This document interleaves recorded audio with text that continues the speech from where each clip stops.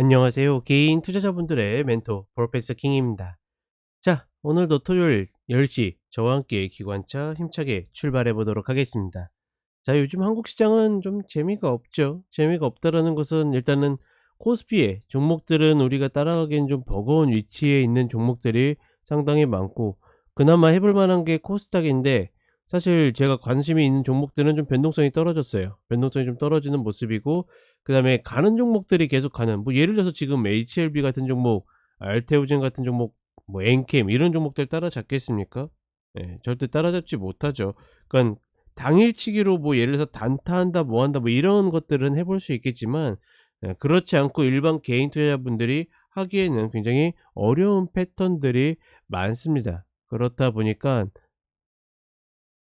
한국 시장은 최근에 어떻게 보면 개인 투자자분들의 입장에서는 좀 재미없는 그런 시장이 되고 있고, 내일 저녁 9시에 유튜브 라이브 방송이 있죠. 혹여나 방송 못 보시는 분들은 그 방송이 끝나자마자 또 제가 영상으로 올려 두니까 뭐 다음날 보셔도 괜찮고, 내일 방송에서는 제가 이제 우리 시장에도 그 월요일 날 밸류업 프로그램에 대해서 이제 뭐 정부에서 발표를 하죠. 그리고 그거에 대한 기대감으로 최근 외국인들이 계속 프로그램으로 우리 시장을 매수하고 있는 모습이고, 그런 것들이 과연 이제 어떻게 영향을 미칠지 이야기를 드리겠는데, 그러니까 오늘은 이제 어떻게 보면 쪼끔 결론만 이야기를 먼저 드리면, 그러니까 외국인들이 프로그램으로 저렇게 밀고 들어오면 사실상 찍기밖에 안 돼요.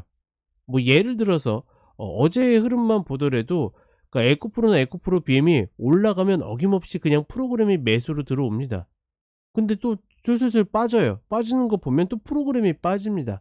뭐냐면 우리가 전혀 예측할 수 없는 프로그램이 계속 우리 시장과 종목들을 좌지우지하고 있기 때문에, 말 그대로 내일 프로그램이 들어올지 안 들어올지를 예측해야 되잖아요. 근데 감히 어떻게 프로그램을 예측합니까? 쟤네들 마음대로 움직이는 건데. 그렇다 보니까 결국은 막 찍어야 되는 그런 흐름들이 나와 있고, 더군다나 지금 위치가 최소한 중심값 아래라고 그러면 '에이 그래 한번 물려보자.' 혹은 진짜로 우리 시장에 레벨업 할 수도 있으니까 한번 들어가 보자 할 텐데, 지금은 엄밀하게는 제가 올해 정해 놓은 그 박스권 흐름에서 상단에서 오버슈팅 구간이죠. 게다가 쌍봉을 만들어 냈습니다. 근데 이런 구간에서 어떻게, 그쵸? 감히 막 풀 매수 막 이런 걸로 들어가겠어요. 그러지 못하다 보니깐 사실은 어떻게 보면 좀 텐션이 떨어지는 흐름들이 있는데, 그나마 코스닥에는 할 만한 종목들이 남아 있고 계속 좀 움직여 주는 종목들이 있어서, 그런 종목들 위주로 결국은 개인 투자자분들은 꾸려서 가야 되지 않겠는가, 이렇게 판단을 하고 있습니다. 따라서 어떻게 보면, 지금 잠깐 모닝 브리핑 때도 그렇고 이제 오전 오후 간단 시황 때도 그렇고 계속 이야기 드리는 것 중에 하나가 뭡니까? 똑같잖아요 계속. 뭐라 그럽니까? 지금 지수의 흐름에 막 끌려다니지 마시고 내가 노리는 종목이 있으면 그 종목만 보고서 전략을 결정하셔도 괜찮다. 특히나 예전 같으면 지금 같은 위치에 올라오고 저렇게 쌍봉 나오면, 저는 무조건 현금 확보하라고 얘기합니다. 그쵸?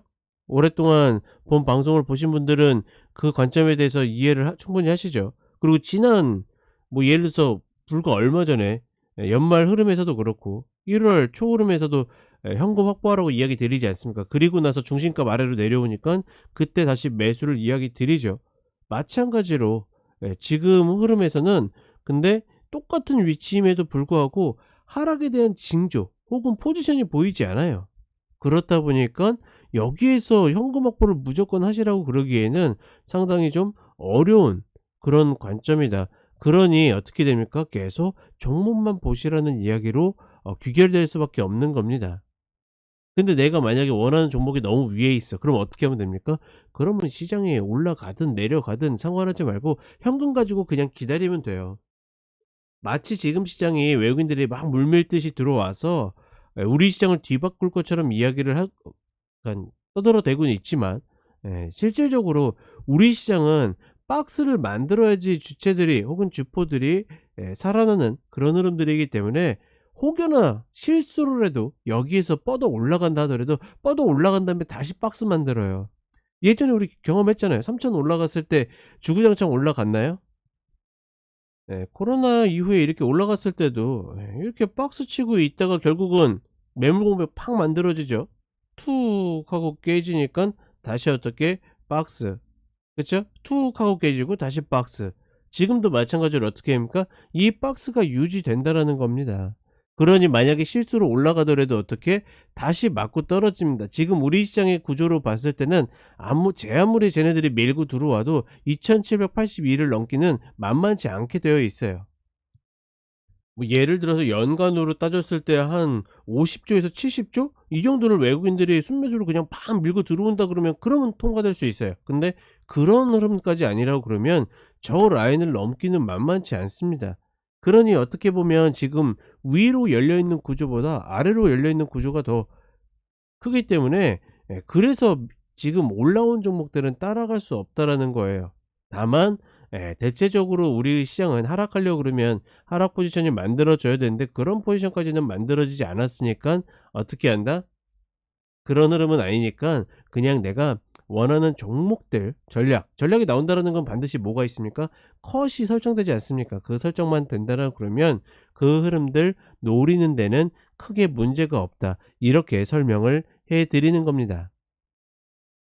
그나마 아직까지 코스닥은 윗자리가 있기 때문에 나은 면도 있고, 다만 재밌는 거는 최근에 코스닥 같은 경우에는 시가총액 상위 종목들의 어떤 순서가 좀 많이 바뀌는 모습을 보여주고 있죠.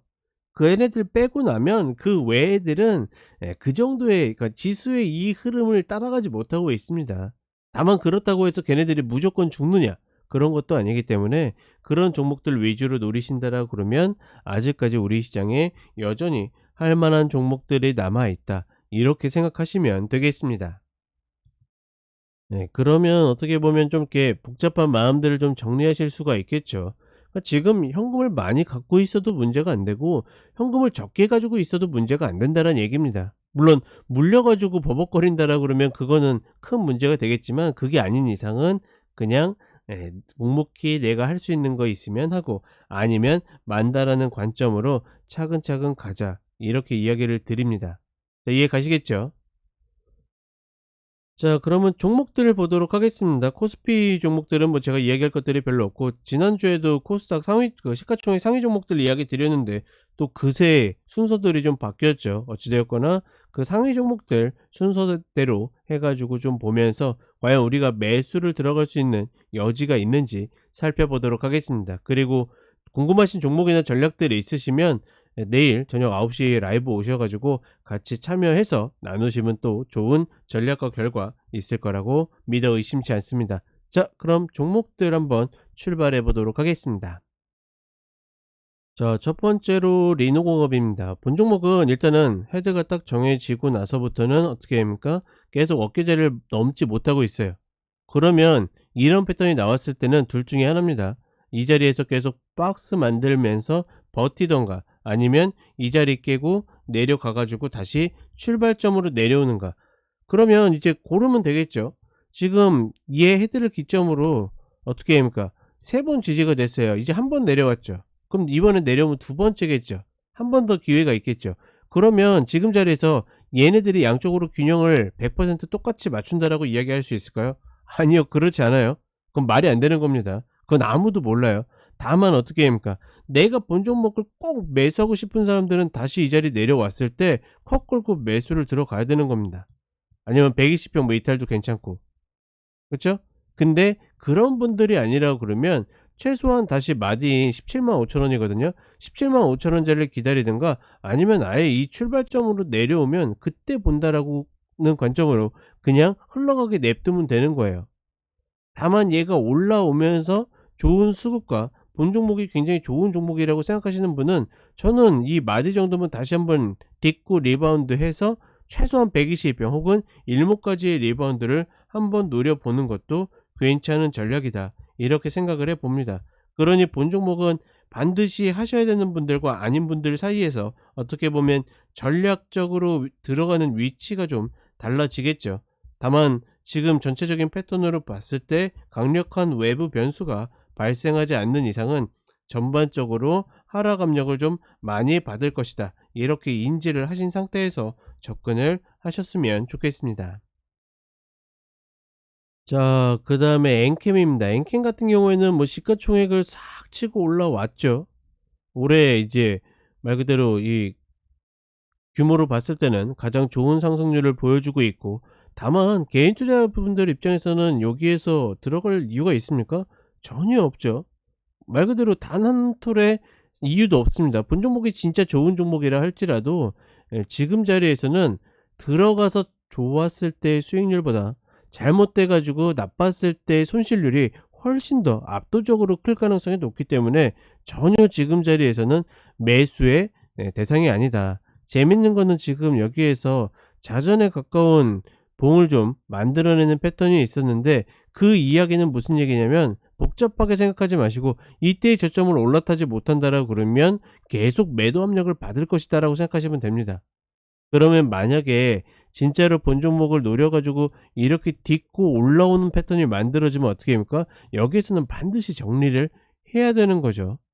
저는 가급적이면 이런 종목, 아무리 본 종목이 좋은 종목이라 하더라도 절대적으로 들어가라고 이야기하지 않습니다. 그러니까 이미 이런 마디 밟고 올라가는 이런 자리에서도 안 했는데 여기서 매수한다라는 것은 내가 뭔가 모를 아쉬움이 있어 가지고 어떻게든 뭔가 해 보려고 들어가는 거지, 진짜 본 종목을 가치 있게 생각해 가지고 어떤 목표를 가지고 매수를 할 가능성은 굉장히 적다, 이렇게 판단을 합니다.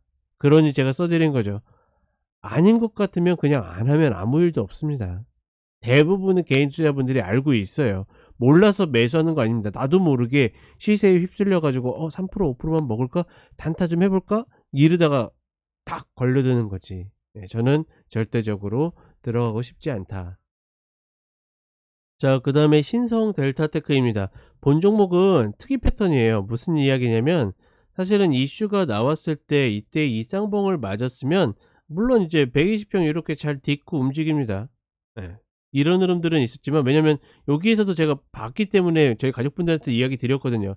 "야, 이 종목 여기서 이거 밟고 올라가는데 다시 이 자리까지의 뭐 리바운드 정도는 기대해 볼 수 있다."라고 했는데 여기 치고 올라갔다라는 것은, 이 구간에서, 그러니까 이 눌린 구간에서 손바뀜이 일어났을 가능성이 굉장히 높다라는 겁니다.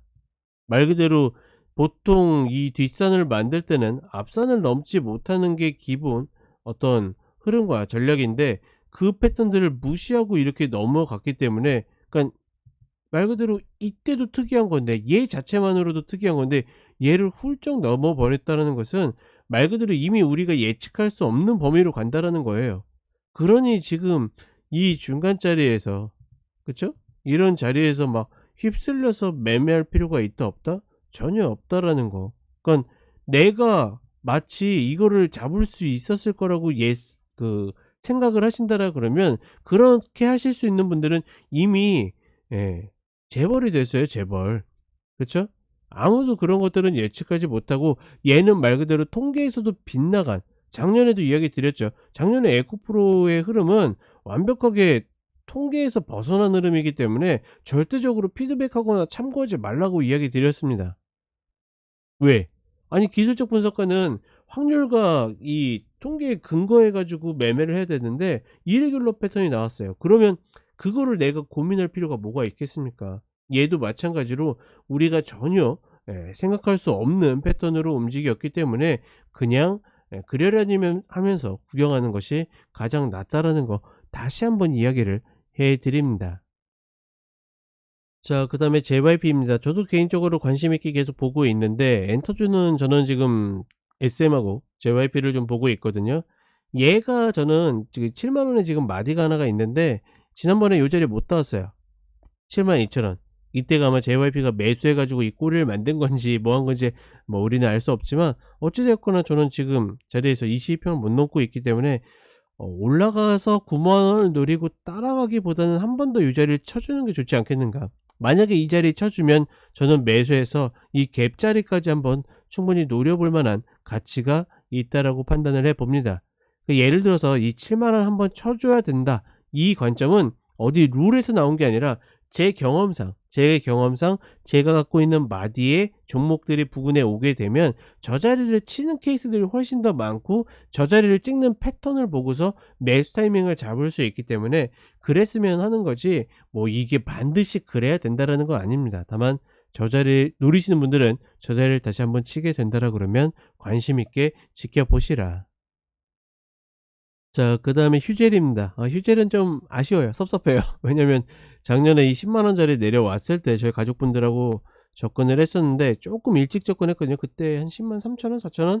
예, 그래 가지고 아마 잘렸다가 다시 잡는 타이밍을 놓쳤을 거예요. 이 봉에서 이렇게 올라가는 흐름에서. 그렇다 보니까 좀 아쉬웠던 기억이 있는데 뭐 순간 좀 이상하다 싶었더니 제 차트가 아니었습니다.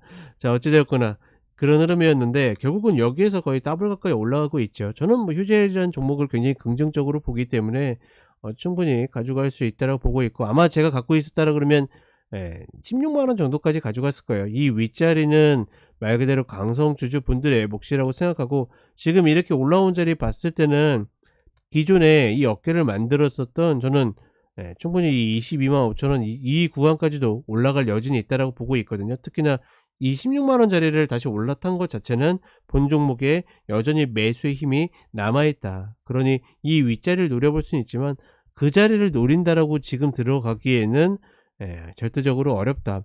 더군다나 이 위에서도 계속 파동을 이런 방식으로 만든다라 그러면 물려도 내가 물린지 몰라요. 그리고 먹어도 내가 개운하게 먹을 수가 없습니다. 그러니 홀딩자의 몫이지 여기에서 신규를 고민하진 않는다.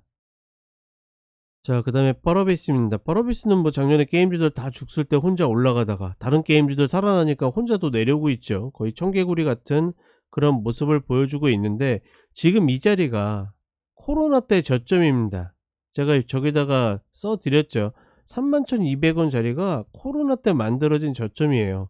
이 구간까지 내려왔다라는 것은 본 종목은 지금 여기를 지키지 않으면 그대로 죽는다라는 겁니다.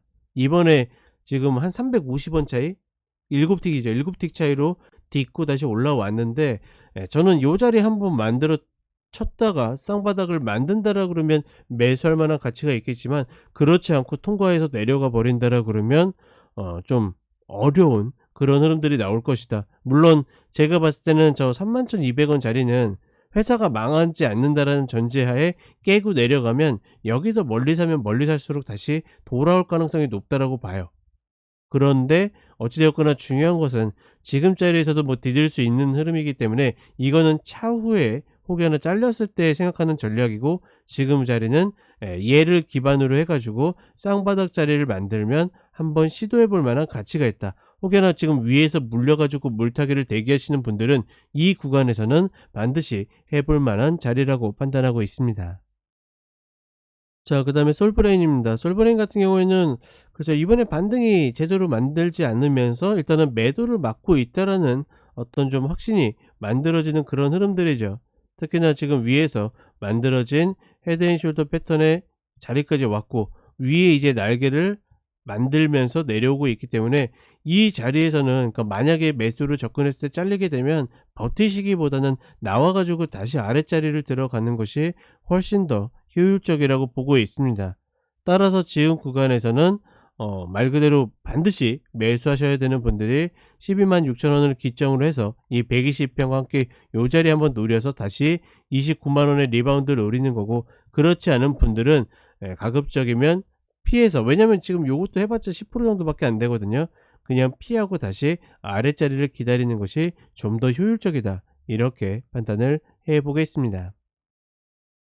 자, 마지막으로 이오테크닉스입니다. 본 종목은 일단은 개인적으로도 굉장히 좋아하는 종목이고 예전에도 매수하면 이제 10만원 윗자리를 노리는 뭐 그런 패턴이었는데 결국은 다시 올라와 가지고 20만원까지 찍어냈죠. 그런 거 보면 여전히 좋은 종목이라고 생각하고 다만 이제 급격하게 밸류에이션이 올라왔기 때문에 지금 이렇게 전고를 다시 깨고 혹은 쌍봉을 만드는 패턴들은 별로 좋은 패턴 아니다. 여기에서 우리가 이제 와가지고 매수를 들이댈 이유는 없다라고 보고 있고 아무리 빨라도 이 자리 13만원대죠.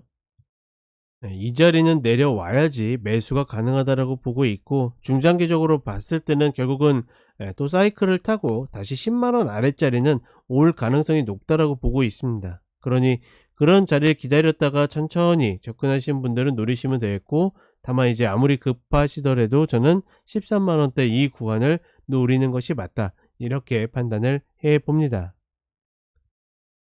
자, 이렇게 이야기 드렸고, 뭐 여전히 한국 시장이 조금 재미는 없긴 하지만 그래도 해볼 만한 종목들은 여전히 코스닥에 남아 있기 때문에 이런 관점들 유지하시면서 노리시는 종목들 잘 전략을 세우시면 되겠고, 내일 저녁 9시에 시간 되시는 분들은 놀러 오셔 가지고 또 재미있는 이야기 많이 나누시길 바라겠습니다. 자, 그럼 저는 내일 기관차 때 다시 찾아뵙도록 하겠습니다.